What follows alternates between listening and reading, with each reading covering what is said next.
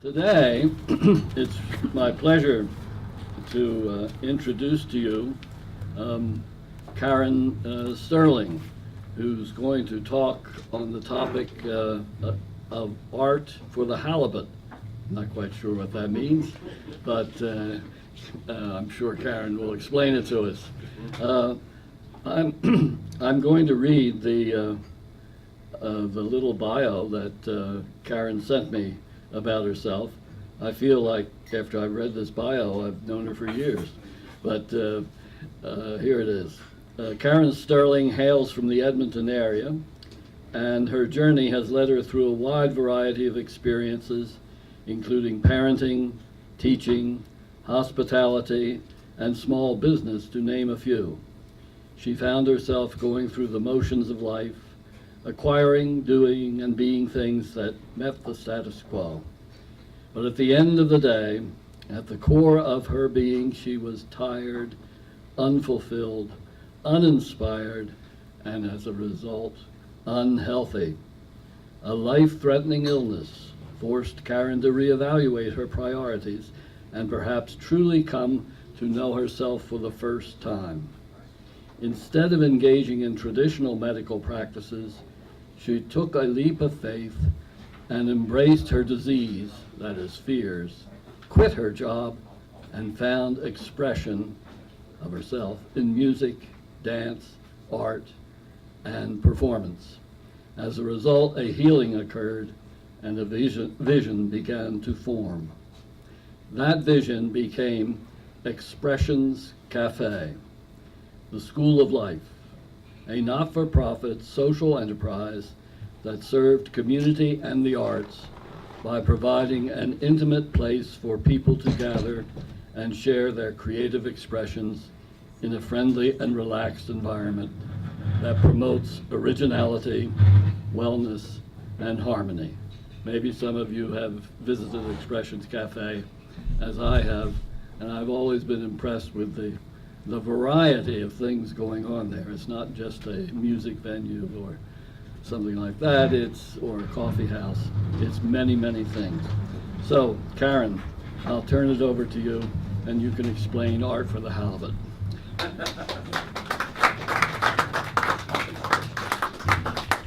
Thank you. Thank you for having me down. I've been looking forward to this opportunity for a few months, and I wasn't sure how I was going to present me. But today I had a brilliant insightful flash, and I thought, just be yourself and just go down there and tell your story. So if you think you know me from my introduction, we're going to go a little deeper, and I'm going to let you know a little bit about my whole life in a nutshell, as best as I can as a story. About 49 and a half years ago, at 4:59 a.m. Mountain Standard Time, I arrived on planet Earth at the Royal Alexandra Hospital about 3 weeks late. I've been trying to make it up to my mother ever since. I wasn't really late though, you see. I just had a mind of my own. My parents were dysfunctional and really screwed up my life. Anyone else? Can anyone else relate to that? By the time I was 3, my personal agenda was considered hard to handle, as my mom had said. But they weren't the only ones who screwed me up. Through grade school, I came to be known as challenging and a social butterfly, maybe even a little bit of a class clown. I was more interested in people and creative endeavors than in academics and study, although as time went on, I realized how important those were as well. During high school, my family slowly fell to pieces, along with my grades and my inspirations. Communication had never been a strong point in our family, and it was currently at an all-time low. I followed their lead and stuffed my emotions deep inside. I discovered that substances numbed me and made me feel better. Somehow, I managed to get my diploma and a hairdressing certificate. Don't ask me why I got that. I think it was because my best friend was traveling down that journey and I followed her. At 18, I moved out, got my own roof, and was finally free to make up my own rules and screw up my own life. By 22, I had married, had a child, and was divorced. So far, so good. Not long after, my father passed away. and my life would change forever. He had lived his life, and I think it was from an era of time as well. He had lived his life believing that you worked hard all your life at one job, and that at some point in the distant future you would live in your golden years, and you would develop your dreams at that point and begin to do the things that you loved and wanted to do. Well, fortunately, he retired young at 55, and by 60 he had passed away and never did get to live out those dreams. So in reflection, it really turned my life around at that moment. I took a good hard look at my own life and said, where are you, and what are you doing, and what are your dreams, and who are you, for that matter? So when I looked in the mirror that day, all I could see was a perfect stranger. I had no idea who I was, how I had got there, what had happened over the past 10 years of my life, only that something had to drastically change. At that time, I was a single mom, and I was a teacher's assistant working with elementary-aged children, and more specifically, I was working with special needs and behavior disordered children. And I began to see that I was a behavior disordered child, and these kids were going to teach me a lot. I began to see that most children, like me, could easily discuss what they thought or felt about someone or something, but that they had a very difficult time expressing how they thought or felt about themselves, their feelings and their ideas, their dreams, especially if it was contrary to authority, popular opinion, or an adverse situation. Some would act out, others would shrink and shut down. I was shrunk and shut down. I was going through the motions of life, acquiring, doing, and being the things that met the status quo. And as I said earlier, I was tired, unfulfilled, uninspired, and as a result, unhealthy. I discovered that a part of me, for whatever reason, had been denied and forgotten about in our busy and complex world. Or perhaps I had never truly ever known myself or understood myself. This part, which was uniquely me, was unexpressed and lacked the ability and courage to live out loud. Doubt and fear had eroded my spirit, and I had become mechanical and mundane. I had a living, but not a life. As I turned my attention inward, a barely audible voice beckoned me to stop blindly living. Not long after, cancer screamed loudly. My daughter, who was then 13 years old, was watching me very closely, and I realized that I had been telling her to be herself and to follow her heart, while I was doing the exact opposite. I was living a life of security and fear. Something had to change. It is my belief that our thoughts create our reality, and so rather than engage in traditional medical practice, I took a leap of faith and embraced my disease, gave up my job, and found expression in the arts, and by doing so, a healing occurred. Today, I am footloose and cancer-free, and there was never any type of medical intervention. I don't recommend that to everyone, but it is true that we can go deep inside ourselves.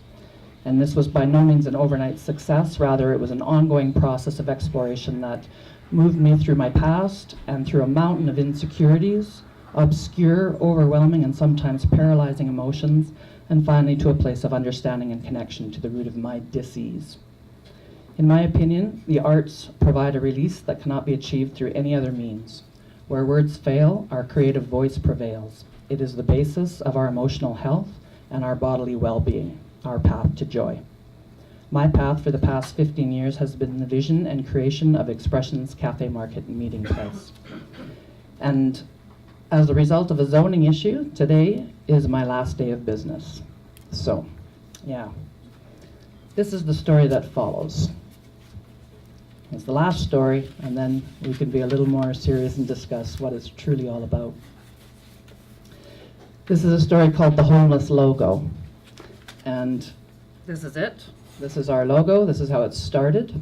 This is the School of Life. The whole company itself was called Expressions Cafe, the School of Life. And it was meant to bring together people and ideas and creations and provide a safe space for them to discover who they are and to maybe find some inspiration again, to find their talents and help bring them, put them to good use to help make our society, humanity, a better place to be. So this is the story of Expressions Cafe. Expressions Cafe was previously known as Expressions Cafe Market and Meeting Place when it first began. Once upon a time, This logo was born and came to reside on a little sky blue building on 118th Avenue. That was about 15 years ago. Logo dreamed of creating a space where people could gather and share their creative expressions and genius. All was going well when suddenly the big bad landlord huffed and puffed and blew everyone out of the building. In the blink of an eye, Logo was homeless and the dream seemed to slip into thin air.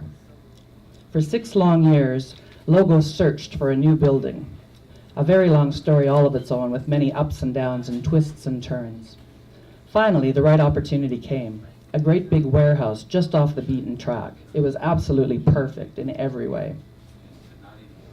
But the wicked witch of the land thought otherwise, and a foot came down. "The arts don't belong in industrial zones," it roared. Stunned, Logo reached deep inside, summoned great courage, and appealed the witch's decision.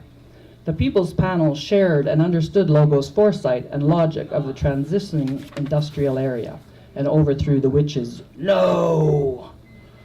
The permit was approved, and the necessary licenses were issued. Slowly but surely, nickel by nickel, and by the hands of many, Expressions Cafe was built. People came from far and wide, hither and yon, and the good times rolled. As time went on, the vision was expanding and Logo was growing up. One day, a beautiful young maiden offered to provide a makeover that would reflect and celebrate the new space and its great achievements. She tweaked and she twiddled, she colored and she fiddled, and in a sudden flash of brilliance, new Logo appeared. And the whole vision danced with joy. For the first time, a brand was born. Things were going great, and an inner community was starting to thrive. There were many who were benefiting from this space, and the word was beginning to travel that great creativeness, well-being, great food, and a home away from home could be found at Expressions Cafe. All was well in the world. We had groups like Al-Anon, we had the Alberta Health Services Out of the Shadows group, who are people working through addictions and mental health issues through the arts. We had the Uptown Folk Club, we had U22, the kids learning to songwrite. We had the Multicultural Family Resource Center. These were all people that were residents under our umbrella at the cafe, and many more who came and used the space for weddings and musical productions and theater and talks and you name it. It was a very wonderful place. Suddenly, from out of left field, tragedy struck. The flying monkeys swooped in and took the key for success. That is, took away the ability to have a liquor license. Logo had outgrown the definition for private events and was now having too many public events in their eyes. New Logo was dumbfounded. No talking, pleading, or common sense could save the day. The monkeys held up their hands, declaring they were bound by the law of the land and that only the wicked witch of the West could grant permission to bring back the key. New Logo gathered up strength, studied the law, and with great passion went to see the witch. Thunder roared and lightning flashed as the witch read from the reigning tome. "No! The zone says no! No exceptions to this rule." Red tape spewed everywhere, wrapping its tentacles tightly around all who dared to challenge their logic. Without further ado, New Logo retreated, narrowly escaping strangulation. Hardship followed as the witch's curse brought blackness and despair to the once blossoming community arts center. Cash flow dwindled to a mere trickle and staff fell to the wayside. Over the course of a year, in an effort to save the ship and those aboard, volunteers appeared and manned the pumps. Supporters petitioned the witch to acknowledge the flailing and otherwise doomed vessel, but the eyes could not see and the ears could not hear. What was proposed as a solution was only an expensive diversion. New Logo had no choice but to scuttle the ship, place the remaining sailors on a lifeboat, and stand silently at the helm as the water began to rise. Leaving the building, New Logo turns to take one last look as the door slams in Logo's face. The out of business sign swings back and forth in the wind and a tumble bag blows by. With a hobo's bundle slung over the shoulder, Logo turns to face the future and begins to walk away with memories in tow and nowhere to go, singing, "Nobody knows the trouble I've seen, but everyone shares my sorrow." That's the story of my life in Expressions Cafe. So in a little more detail, we fought long and hard for a year. We started off, we were in a medium industrial zone, not too far from here actually, just off of 99th Street and 70th Avenue. And we started off having a liquor license from the Alberta Liquor Control Board. It was a private annual liquor license for not-for-profit organizations. We outgrew it. They decided we were doing too many public events and not private events as the license stipulates, and they took it away. And that left us in a medium industrial zone that does not allow for a restaurant use, a lounge use, or any type of use like that that the Alberta Liquor Control Board could attach a permanent license to. So we were unfortunately stuck, and over the course of a year, our rentals just dwindled and went away. It seems that everyone that wants to hold events would like to have a glass of wine or a beverage with their event, no matter what it was. And it didn't matter that we were an all-age venue, it didn't matter that we were community arts, nothing seemed to be able to come around. And we searched long and hard, and when we got over the initial anger, we realized that laws are laws and rules are rules, and red tape is red tape, and nobody was at fault for what had happened. But what we don't seem to be able to do is to look for common sense. We don't seem to be able to look at it as a per event type thing, and how can we support this struggling arts center, this struggling community center that is actually working and carving out a path and showing a way as a business. How can we support that rather than shut it down? And that's what didn't seem to be able to happen under any circumstance. And so here we are. Today is our last day, and we're talking today about our city, what our city has to offer, what types of things perhaps are missing in our city. And I've had the privilege over the last 15 years, but very specifically in the last 4 years, to talk to a lot of people in a variety of groups. And in my opinion, I think we have a pretty great city overall. As I've grown up here and watched it grow and change, I think we have some fantastic venues for music and for theater and things like that at a very professional end, at the higher end of things. And I think we have some wonderful programs that reach down to the lower ends where there's great struggle on our streets and poverty and all of those things there where we don't have the means to reach the arts. There are some wonderful things happening. What we don't seem to have is something in the middle. And that's, I think the whole that Expressions was fulfilling. It was just a place to be. It was a place to gather, and it offered people an opportunity to be able to use their arts, to make a living, to gather and to discuss and to share and to think of ways that we can make our city better. And I'm going to open up the discussion from there.